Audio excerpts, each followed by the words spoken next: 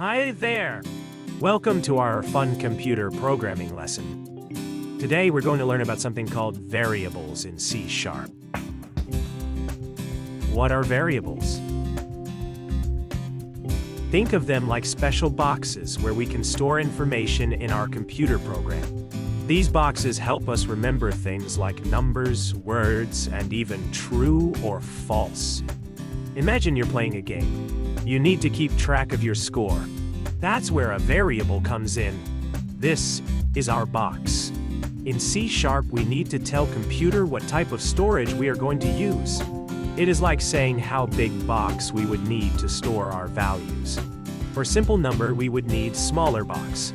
And for storing large text, we would need larger box. Let's look at four most used types of variables in C#.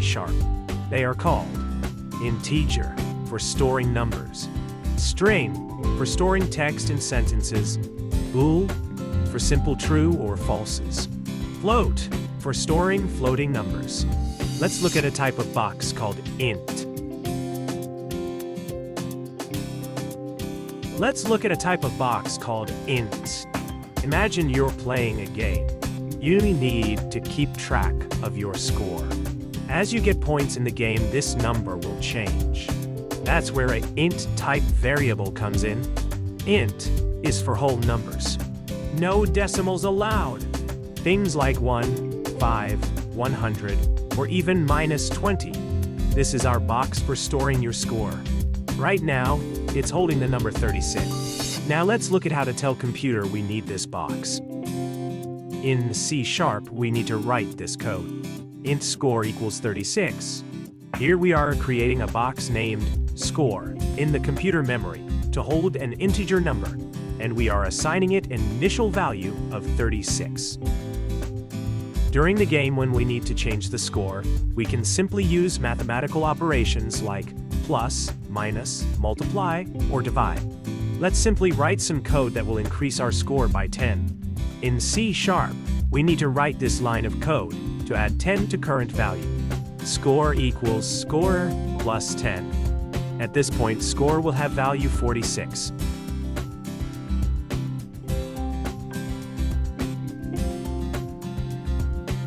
We can now run our program and verify what is our score value.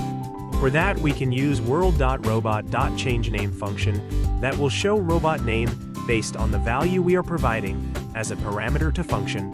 As the function expects string parameter, and our score is int, we need to first convert our int value to the string value using method toString called on our score variable. Now save our changes, run the Unity by clicking play button, and if we have done everything correctly, you should see our robot name has changed to value 46.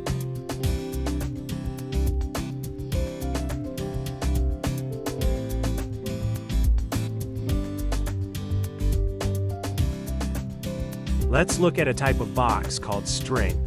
Let's change our player name in the game. That's where string type variable comes in. String is for storing and manipulating texts. You can store in this type of box any characters you like. This is our box for storing your name. Right now, it's holding the text robot. Now let's look at how to tell computer we need this type of box. In C#, we need to write this code. String name equals robot name. Here we are creating a box named name in the computer memory to hold in text, and we are assigning it initial value text, robot name.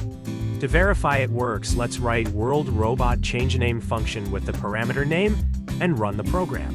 Unity should change the robot name.